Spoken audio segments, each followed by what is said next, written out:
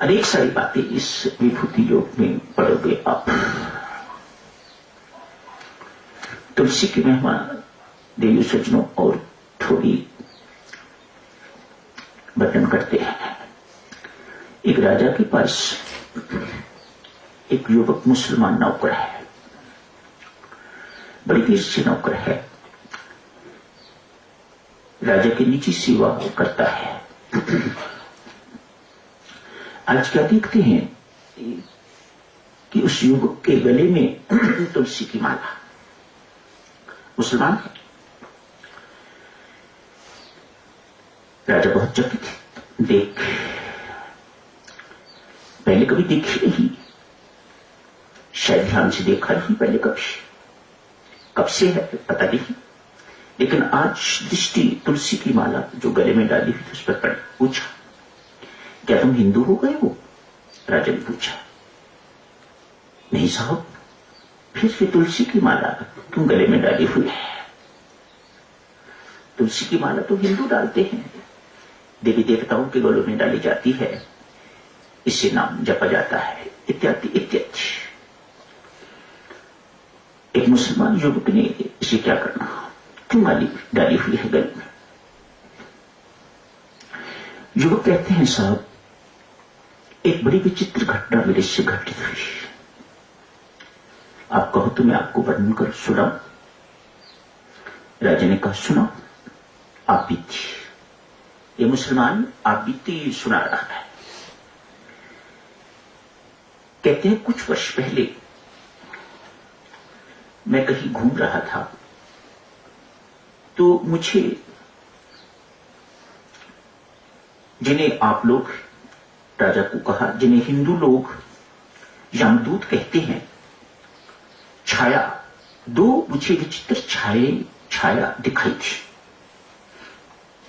आप लोग उनको, हिंदू लोग उन्हें यमदूत कहते हैं। ये मुसलमान सुना रहा है। मैंने अनुमान से समझा कि ये वही है। मैंने उनको प्रणाम किया, पूछा, आप किस काम से यहां पधारे हैं? यमदूत का तो एक ही काम है, जिसकी मृत्यु होती है उसके आत्मा को, उसके इस जीवात्मा को वे ले जाते हैं, इसी काम के लिए वो आते हैं। यमदूतों को लगा कि शायद ये समझने लग गया है कि मेरी मृत्यु आ गई है। वो हिंदू मुसलमान थोड़ी देखते हैं, तो हिंदू है, मुसलमान है, सिख है, ईसाई है, उनको तो सबको ले जाना ही ले जाना है। हिंदू मुसलमान सिख ईसाई तो हमारे बनाए हुए हैं ना, उनके लिए तो सब मर गया, उसका जीवात्मा उन्होंने यमपुरी ले जाना है। कहा, तेरी मृत्यु नहीं है, तुझे लेने के लिए नहीं आए। फिर कहने लगे, मेरे साथ उनका वार्तालाप हो रहा है, कोई अल्लाह की कृपा, ऐसा कुछ उसकी मेहर मेरे ऊपर कि इस प्रकार का मेरे साथ घटना घटित हुई।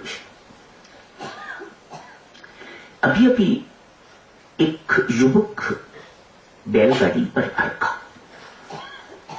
यमदूत सुना रहे हैं, एक युवक बैलगाड़ी पर आएगा, एक खड्डा है, इसमें बैल फंसेगा, तो जो बैलों को बांधने वाला ऊपर जुआ लगाया हुआ होता है वह उखड़ेगा, और उखड़ के बैल बीच में से निकल जाएगा, दोनों निकल जाएंगे। एक बैल, खूंखार बैल, इसके पेट में अपना सींग मारेगा और इसकी मृत्यु हो जाएगी, हम उसका जीवात्मा लेके चले जाएंगे। मुसलमान कहता है, राजा साहब मैंने इन दोनों यमदूतों से कहा, हाथ जोड़ के कहा, अगर आप इजाजत दो, आपकी अनुमति हो, तो क्या मैं ये सब कुछ अपनी आंखों से देख सकता हूं? इजाजत मिल गई। मैं एक पेड़ की ओट में खड़ा हो गया ये देखने के लिए। जो कुछ उन्होंने वर्णन किया था बिल्कुल वैसा ही हुआ। बैलगाड़ी आई है, भागती भागती आई है, खड्डे में पांव पड़ा है, सब कुछ जैसा बताया था वैसा हो गया। बैल एक ने तेज सींग अपना उसके पेट में मारा, मानो ऐसे पेट फट गया हो, मृत्यु हो गई। लेकिन यमदूत वैसे के वैसे ही खड़े हैं, गे नहीं है। तो मुसलमान लड़का कहता है, मैंने उनसे पूछा कि आप गए क्यों नहीं? उन्होंने कहा, जहां इसकी मृत्यु हुई वहां तुलसी का पौधा था, और जहां तुलसी का पौधा होता है वहां हमारी चलती नहीं है। ऐसे नहीं हम हिंदू अपने घरों पे तुलसी का पौधा रखते, कारण है इनके पीछे। हमें पता है या नहीं पता है वह दूसरी बात है, लेकिन कारण है इनके पीछे। वे यमदूत कहते हैं जहां तुलसी का पौधा होता है उस व्यक्ति की सदगति हुआ करती है, उसे पार्षद लेने के लिए आते हैं। अभी हमारे सामने वे आए थे, आके तो जीवात्मा को अपने साथ ले गए। मानो ऐसे जीवात्मा को हम यमपुरी में या नरकपुरी में नहीं ले जा सकते। ये यमदूत तो जिनको यमपुरी में ले जाना हो, जिनको यम की यातनाएं देनी हो, जिनको नरक की यातनाएं देनी हो, उन्हें लेने आते। राम नाम के उपासक को यमराज यमदूत लेने के लिए नहीं आते, उन्हें लेने के लिए पार्षद आते हैं, परमात्मा के पार्षद आते हैं। परमात्मा रथ भेजता है या किसी को स्वयं भी लेने के लिए परमात्मा आते। ये राम नाम की महिमा है। राम नाम के उपासक को यम की यातनाएं यमपुरी में यमराज के पास नहीं जाना पड़ता, ऐसा शास्त्र कहता है। तुलसी का पौधा भी यहां हो, उसे परमात्मा के पास लेने के लिए आते हैं, हम उसे यमपुरी नहीं ले जाते। मन ही मन सोचा, तुलसी का पौधा मैं अपने घर में लगा नहीं सकता, लेकिन उस दिन से लेके आज तक मैं तुलसी की माला पहनना नहीं छोड़ता, तुलसी की माला पहन के रखता हूं ताकि मेरी सदगति हो।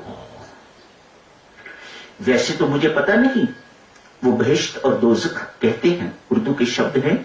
बहिश्त अर्थात स्वर्ग, उनके ये दो शब्द ही हैं, या स्वर्ग में जाते हैं या दोज़ख नरक में जाते हैं। मैं बहिश्त में जाऊंगा या नरक में जाऊंगा मुसलमान होते हुए मुझे पता नहीं है, लेकिन तुलसी की माला जैसा उन्होंने मुझे कहा है, तुलसी की माला पहने हुए मुझे पक्का यकीन है कि मैं दोज़ख में नहीं जाऊंगा, मैं बहिश्त में जाऊंगा। तो इसी बहाने मुझे स्वर्गलोक के मालिक, देवलोक के मालिक के दर्शन हो जाएंगे।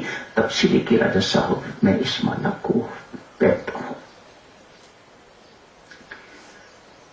यह तो तुलसी उगती नहीं है, लेकिन नीचे प्रत्येक हिंदू घर में जो पुराने लोग हैं, नई पीढ़ियां तो बदल रही हैं, पर पुराने लोग जितने भी हैं सदस्य लोग, वे सब अपने घर में तुलसी का पौधा लगाते हैं।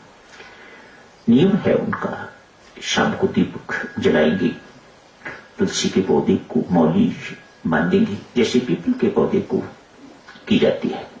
तो ये उनका पूजन का ढंग है, पूजा की विधि है। जारी रखेंगे साथियों।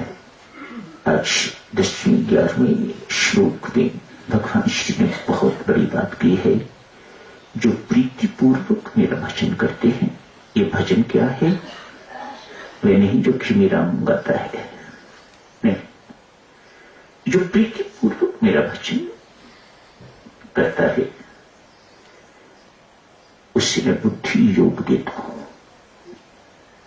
ये भजन क्या है और बुद्धि योग क्या है, कल से शुरू करेंगे चर्चा। आज यही समाप्त करने की इजाजत दीजिएगा। धन्यवाद।